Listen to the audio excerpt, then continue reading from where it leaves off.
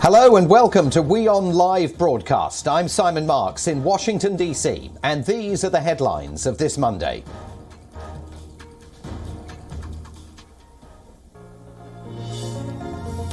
At least 7 people are killed and several injured in Russian strikes on the western Ukrainian city of Lviv. The strikes come as Russia also intensifies its attacks in and around the capital, Kyiv.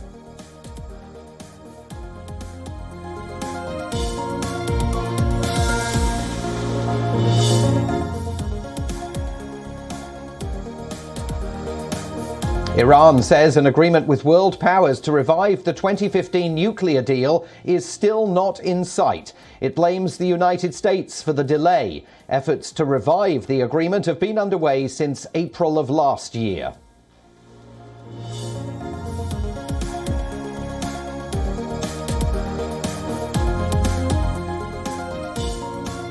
Beijing ups the ante against Washington as President Biden plans a meeting with Southeast Asian nations focusing on China's growing influence. Beijing says ASEAN member states should not be viewed as pawns.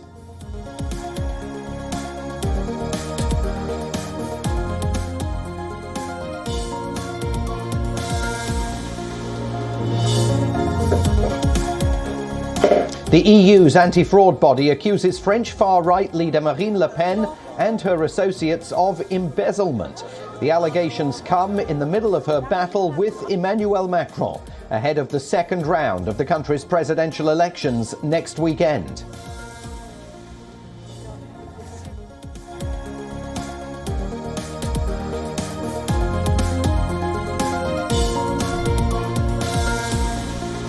And the United States announces a second global COVID-19 summit to be held virtually on May the 12th. It will discuss efforts to end the pandemic and prepare for future global health threats.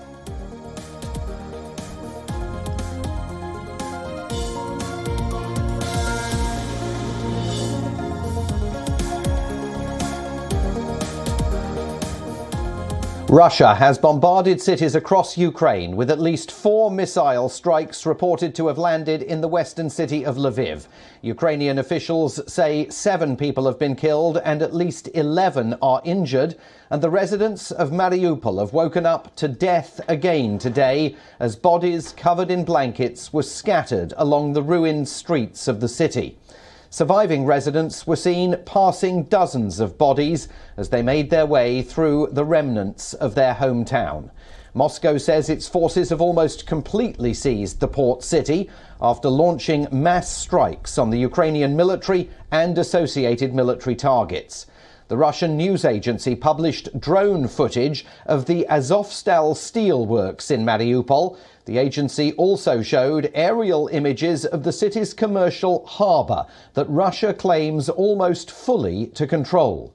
A plume of smoke was seen above the plant where Ukrainian fighters remained in position despite a Russian ultimatum to surrender. The Prime Minister of Ukraine said that the soldiers are still fighting and the city has not yet fallen.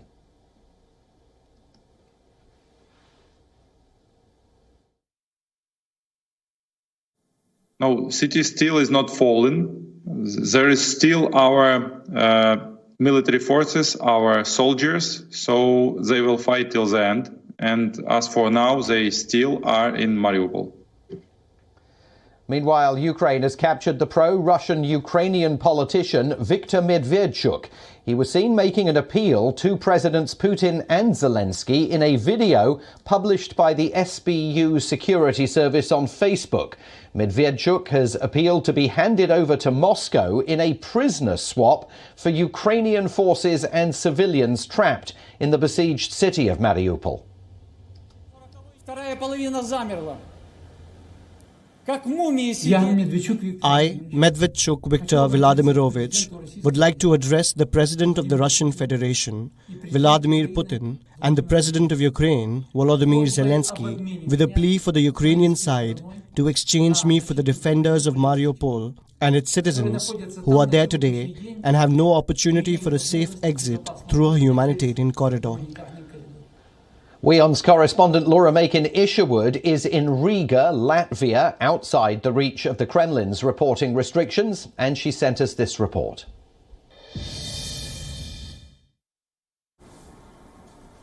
Well, fighting's been underway there for weeks now. This is a really important city for Russia, also for Ukraine, given its strategic importance. It links, effectively, the rest of Europe and Ukraine with Crimea, which, of course, was annexed by Russia in 2014. So in terms of importance for the Russian military, it's vital. They now see this, of course, given there has been such a lot of resistance there, as a real symbolic win as well, if they do take control of that city. Yesterday, we heard that around 2,500, maybe 3,000 troops were still in that steelworks, Ukrainian troops trying to continue to protect that city.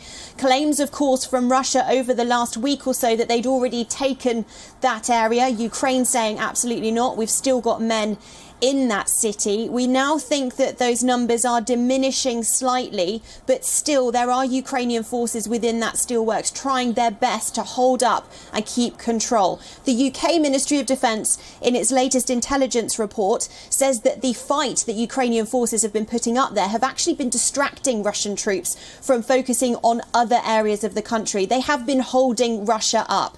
And so Russia is really going to be trying to clamp down on that now. They have issued effectively an ultimatum telling people to leave or be killed. That's quite strong language. Clearly, they are frustrated and they want that land.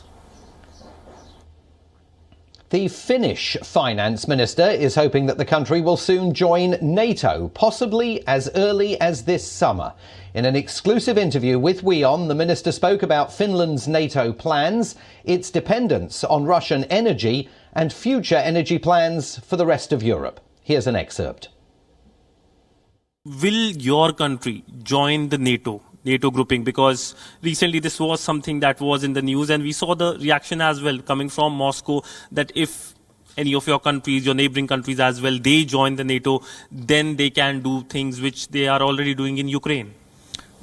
Of course, the security situation is totally different as it was a few months ago. And it could be possible that the both countries, or I can say in Finnish side, that it could be possible that we are member of NATO in this summer. Stronger than ever in this case, but there is a lot of dependency on Russian energy that continues. What is your government doing to make sure that that dependency reduces, especially on the Russian energy? Actually, our situation is quite good. Because, for example, oil, we can get oil from some other countries, and globally, gas, about 5% of our energy was gas, and we have also Baltic Connector pulp where we can get gas. Electricity sector, we have brand new unit nuclear power and so on. But of course, it's could be big challenge, for example, in Germany, where they use a lot of Russian gas. Mm-hmm. But essentially, when it comes to dependency on the Russian energy, how can you help the European continent in terms of they reducing their dependency on Russian energy? We already have an independent production in energy sector. But of course, as I said, there is a middle European countries where they use a lot of gas, and they try to find a new way how they what kind of energy they have, and of course this could be one step back in tackle the climate change. But of course everybody wants out of fossil energy, and now everybody wants out of Russian energy. A major environmental hazard has been avoided in the Gulf of Gabes on Tunisia's eastern coast in North Africa. On Saturday, a merchant fuel ship sank off the coast. Now divers inspecting the accident have confirmed that no oil leaks have been detected. عليها الغواصين التابعين للبحرية الوطنية التابعة إلى جيش البحر التونسي تم معناها القيام بالمعاينة الأولية. الحمد لله أولا وقبل كل شيء نحب نأكدوا اللي ما تمهاش التسربات واللي ليسوت نتاع السفينة انتاكت. The divers, accompanied by the ship's captain and engineer, inspected the hull of the vessel, which was loaded with 750 tons of fuel. Authorities hastened their efforts to reduce the risk of environmental damage from a possible oil spill. They planned to set up barriers to limit the spread of fuel before suctioning out any spill that had occurred in the waters. A probe has been ordered into the accident. The Malta-bound merchant ship sailed from Equatorial Guinea. Midway, it sent a distress call and entered Tunisian waters. On Saturday, the ship sank off the coast of Gabes and settled on its side at a depth of 65 feet. The Tunisian Environment Minister says the accident was caused by turbulent weather conditions. Water seeped into the vessel, reaching a height of 2 meters and causing it to sink.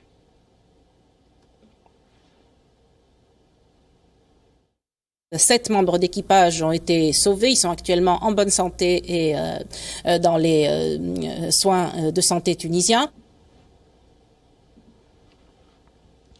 The Gulf of Gabes serves as a fishing ground and provides employment to thousands of fishermen in the area. Industrial pollution and pipelines dumping oil from southern Tunisia have significantly affected marine life there for years. The World Wildlife Fund in Tunisia fears that the accident can still prove to be environmentally catastrophic.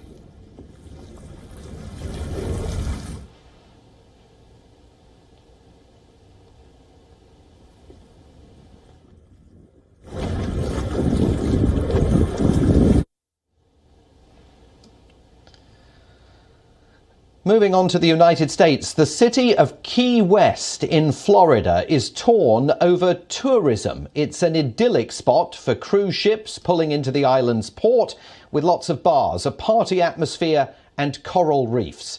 But residents there are scared that the local ecology is now endangered by those lumbering, tourist-filled cruise liners. The island city of Key West in Florida allures visitors with its peace and tranquility.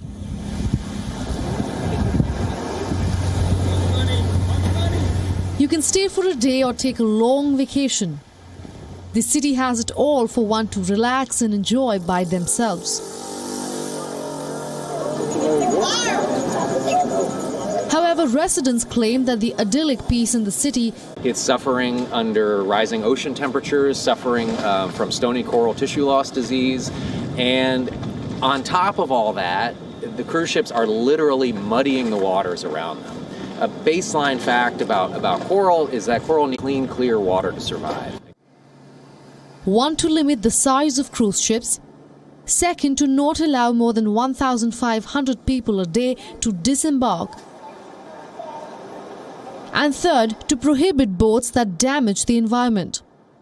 While his proposal got ratified in the City Council in 2020, a year later the governor of Florida suspended the measures, arguing that residents could not interfere in matters of maritime trade.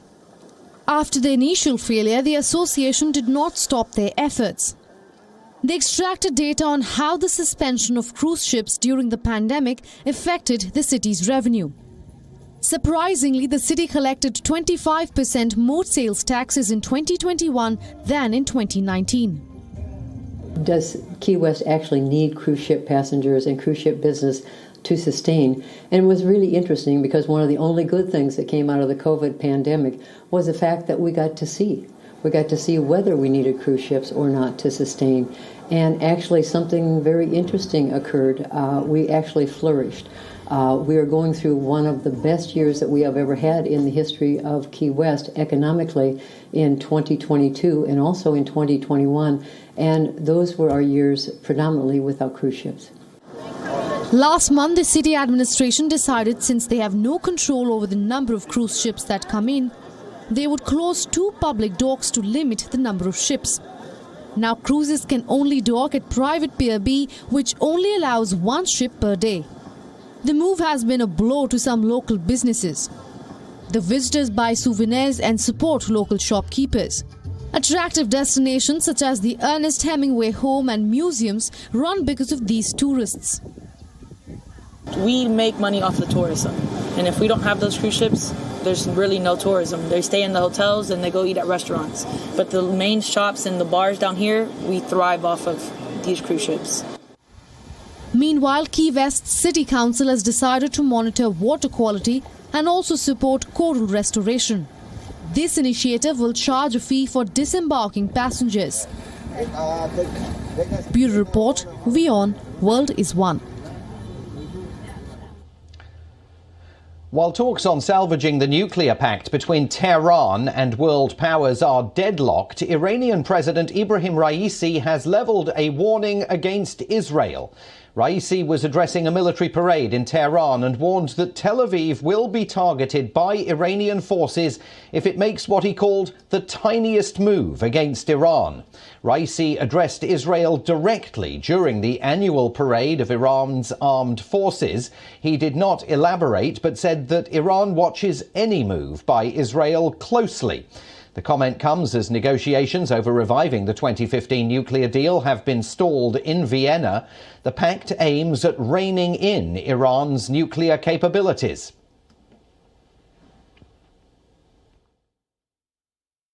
کوچکترین تحرک شما از دید نیروهای اطلاعاتی، امنیتی و نیروهای مسلح ما مخفی نیست و بدانید اگر کوچکترین حرکتی از طرف شما علیه ملت ایران اتفاق بیفته، حتما بدانید که در این حرکت مقصد نیروهای مسلح ما مرکز رژیم صهیونیستی خواهد بود. Iran has not recognized Israel since the 1979 Islamic Revolution. It backs anti-Israeli militant groups, including Hamas and Hezbollah, and has also accused Israel of several attacks on facilities linked to its nuclear program and the killing of several Iranian nuclear scientists. Israel has neither denied nor confirmed those allegations. It fervently opposes the Iran nuclear deal, the JCPOA, and says it won't accept the concept of the Islamic Republic ever becoming a nuclear threshold state. Tel Aviv says the deal does not do enough to curb Iran's nuclear program or its military activities across the region. Israel has maintained that it will not be bound by any Iran nuclear deal that is ultimately revived. Israeli officials say they could eventually take unilateral action against Iranian nuclear sites in order to protect Israel. It's been more than a year now that the United States and Iran have been engaged in indirect talks to rescue the pact. The talks were suspended last month, and the top unresolved issue remains Iran's demand to delist the Islamic Revolutionary Guard Corps from the US Foreign Terrorist Organization list.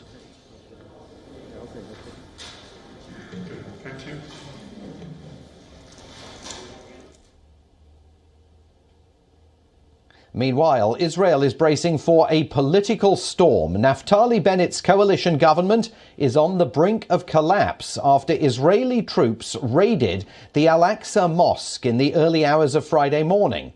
The move triggered widespread protests at the Flashpoint holy site in Jerusalem, which is sacred to both Muslims and Jews. The incident has put public pressure on the United Arab List to quit the governing coalition. RAM, as it's more commonly known, is the first party drawn from the country's 21% Arab minority population to join an Israeli government. RAM issued a statement on Sunday saying that if the government continues its steps against the people of Jerusalem, it will resign en masse. The small but pivotal Arab party says it is suspending its membership in the Bennett administration while raising concerns over the handling of the violence at the Al-Aqsa Mosque. It has warned that the party will consider officially resigning unless things change. The latest move has put the already rocky coalition government under renewed pressure. The government lost its sliver of majority in the parliament earlier this month when Idit Silman, a lawmaker from the Nationalist Party, quit the government. She said she was leaving on ideological grounds after a clash with the health minister over whether Israeli hospitals should enforce strict kosher regulations during the upcoming Passover holiday. And her exit left Naftali Bennett in control of 60 of the 120 seats in the Israeli parliament, the Knesset. Bennett has been spared any imminent no-confidence vote because the assembly is currently in spring recess. But the latest spat has left the government on hazardous grounds. The Arab Party's statement comes after fresh clashes at the Al-Aqsa Mosque, which is known as Temple Mount to Jews. The clashes on Sunday took the number of wounded to more than 170 and further stoked tensions during a festive period when the Jewish Passover festival is coinciding with the Muslim holy month of Ramzan.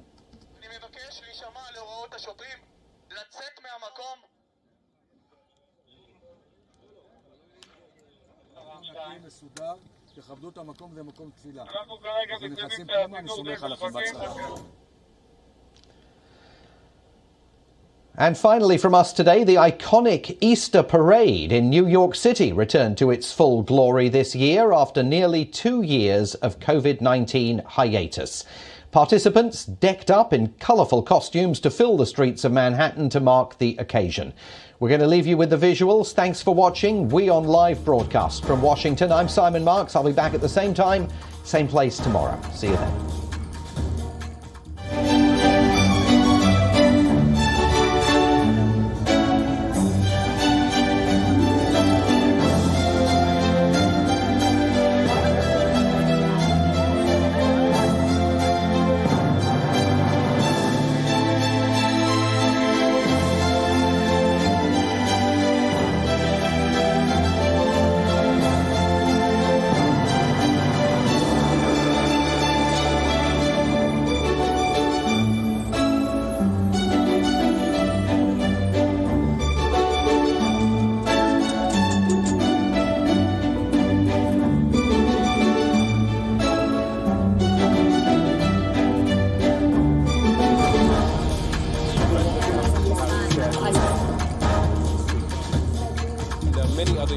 This is right, Arab.